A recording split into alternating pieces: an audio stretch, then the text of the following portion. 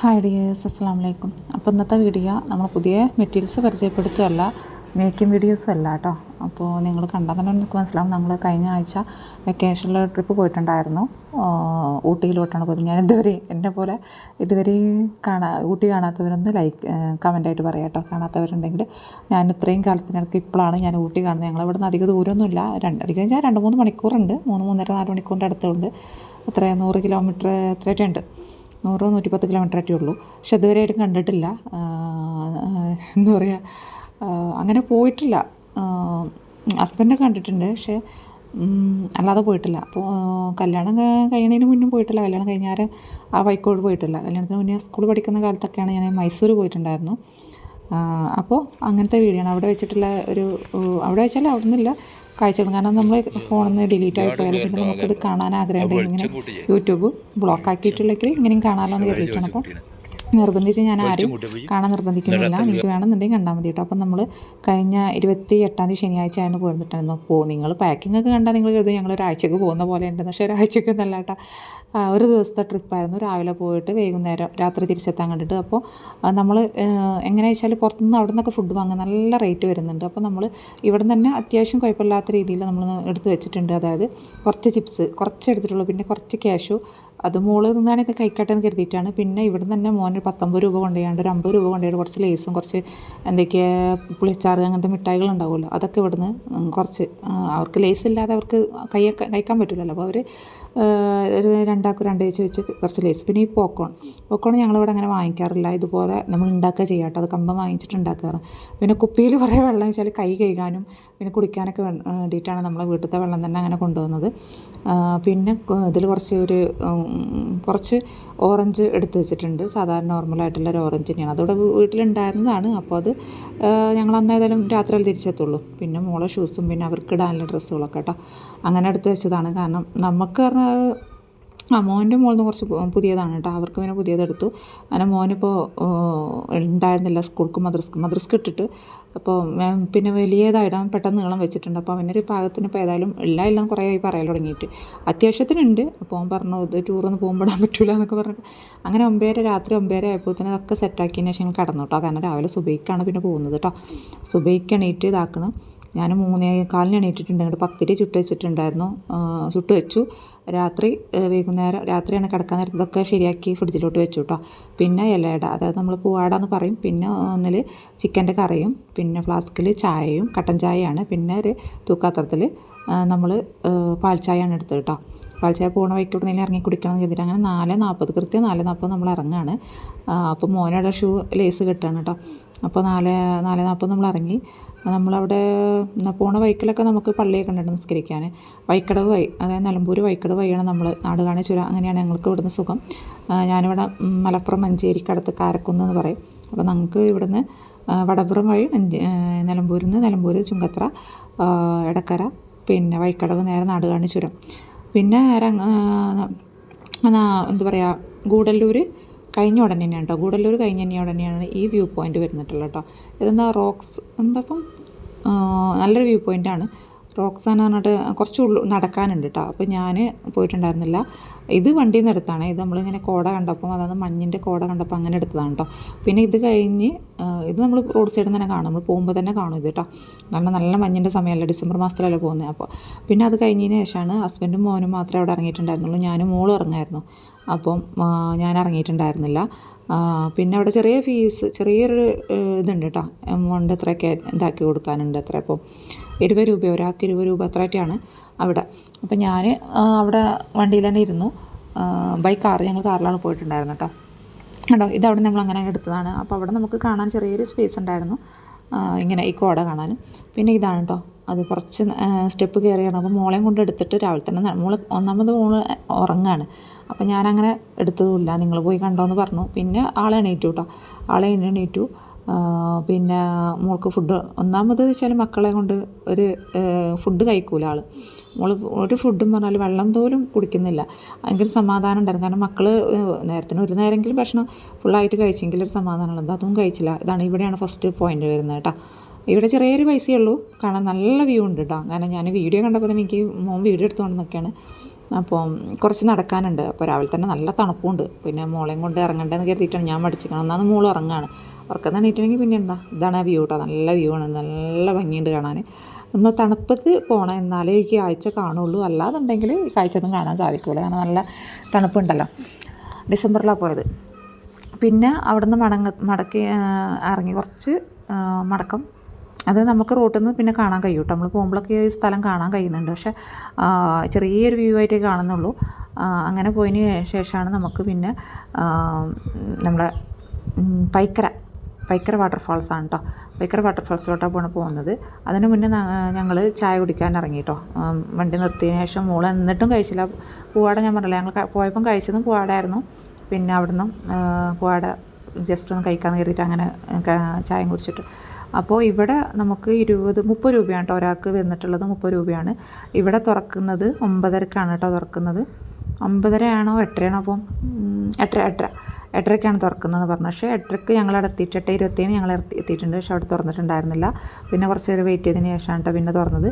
പിന്നെ നമ്മൾ നേരെ പോകുന്ന വഴിക്ക് തന്നെയാണ് നമ്മളെന്താ ഷൂട്ടിംഗ് പോയിൻ്റ് എന്ന് പറയുമല്ലോ, അവിടെയും ഫീസ് കൊടുക്കണം കേട്ടോ. കയറണം എന്നുണ്ടെങ്കിൽ അവിടെയും ഫീസ് കൊടുക്കണം. പക്ഷേ ഞങ്ങൾ അവിടെ കയറിയിട്ടുണ്ടായിരുന്നു, കാരണം ഞങ്ങൾ നല്ല വെയിലുണ്ടായിരുന്നു. പക്ഷേ ചൂട് നമ്മൾ തണുപ്പുണ്ടാകാനും, പക്ഷേ വെയിലിൻ്റെ ചൂട് കൊണ്ട് ഞങ്ങൾ ഇറങ്ങിയില്ല. അങ്ങനെ ഭയങ്കര അവിടെ പ്രത്യേകിച്ച് കാണാനൊന്നുമില്ല. ആ പോയിൻ്റ് അത് നമ്മളൊരു ഇങ്ങനെ കുറേ സിനിമയിലൊക്കെ കണ്ടിട്ടുണ്ടാവുമല്ലോ, ആ ഒരു ഇത്. അങ്ങനെ അപ്പം മടക്കത്തിൽ കയറാമെന്ന് കരുതി. പിന്നെ നമ്മൾ എന്താ പറയുക, പിന്നെ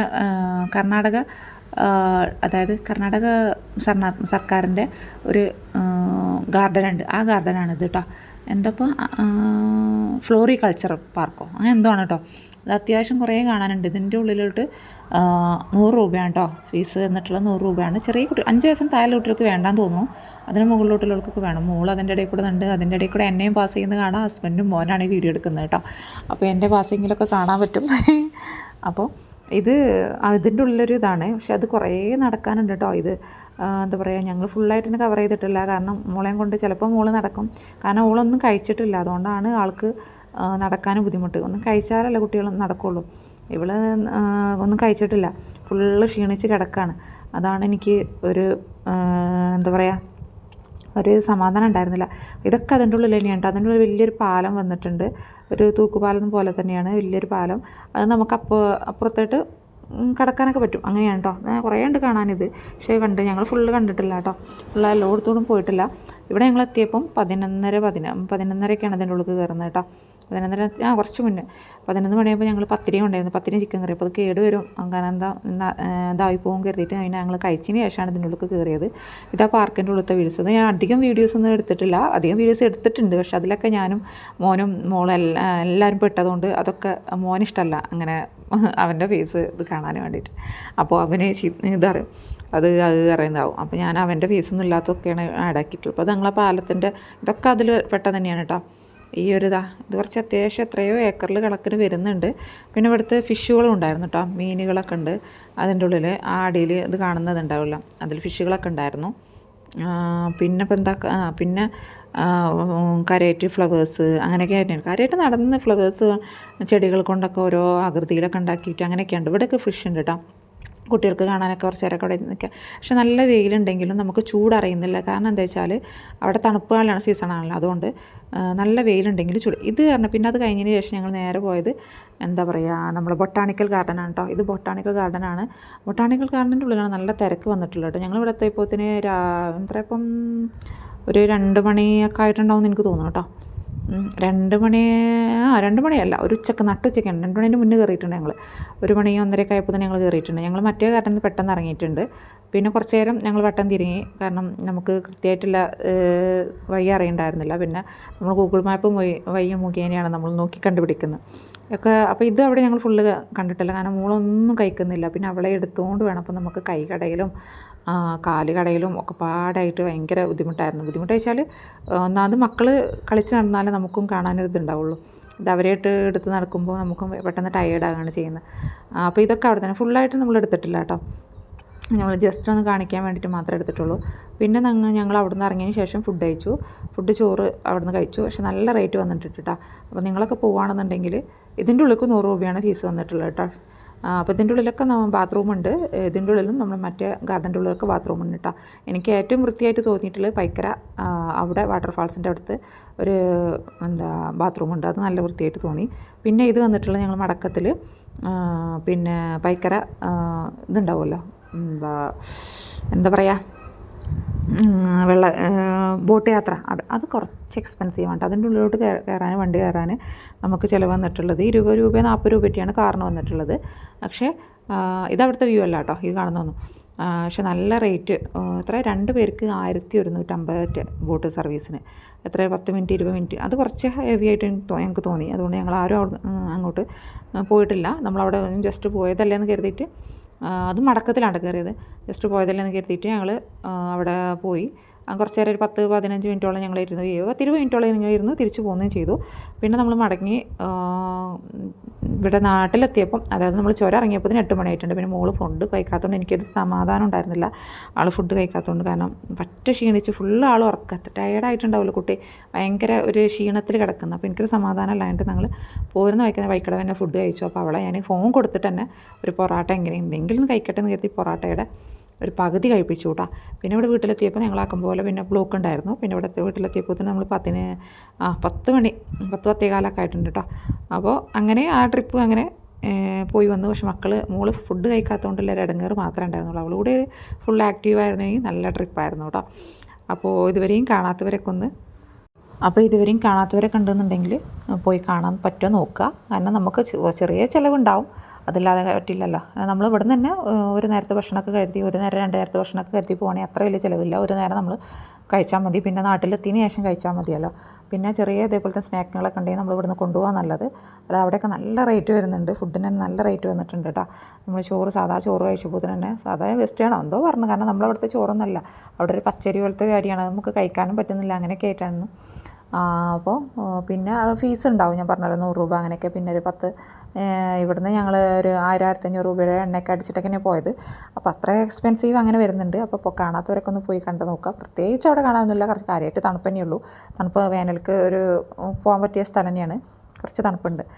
അപ്പോൾ ഇവിടെ നമുക്ക് ഈ കാണുന്ന സ്ഥലമല്ല, ഇവിടെ നമ്മൾ പോണ വഴിക്കാണ് നമുക്കൊരു പൈൻ ഫോറസ്റ്റ് കാണാൻ കേട്ടോ. അത് നമുക്ക് ക്യാഷ് ഇല്ലാതെ കാണാൻ പറ്റിയൊരു ചെറുത് 12-ാം മൈലോ എന്തോ പറഞ്ഞു അവിടെ നിന്നുണ്ട്. അവിടെ കയറിയിട്ട് ഞങ്ങളൊന്ന് കുറച്ച് നേരം റെസ്റ്റ് എടുത്തു. അവിടെ നിന്നാണ് മോള് ചെറിയൊരു കേക്കിൻ്റെ കഷ്ണം കഴിച്ചു കേട്ടോ. സാധാരണ നമ്മൾ കേക്ക് ഉണ്ടാവുമല്ലോ, ക്രീമില്ലാത്ത കേക്ക്, അത് കഴിച്ചൊരു ചെറിയൊരു പകുതി കഴിച്ചു. അതുകൊണ്ട് കുറച്ചെങ്കിലും സമാധാനം ഉണ്ടായിരുന്നു. പിന്നെ പോണ വഴിക്ക് തന്നെ പൈൻ ഫോറസ്റ്റ് ഉണ്ട്. നമ്മളതിൽ ക്യാഷ് കൊടുത്തിട്ട് ടിക്കറ്റ് എടുത്തിട്ട് വേണം കയറാൻ. അവിടെ നിന്ന് ഞങ്ങൾ കയറിയിട്ടില്ല. കാരണം അത് പൈൻ ഫോറസ്റ്റ് ഞങ്ങൾ കൊടൈക്കനാൽ പോയിട്ടിപ്പം കണ്ടിട്ടുണ്ടായിരുന്നു. അപ്പോൾ അതുകൊണ്ട് നിങ്ങൾക്ക് വീഡിയോ ഇഷ്ടപ്പെടുന്ന ലൈക്ക് ചെയ്യുക കേട്ടോ. Thank you.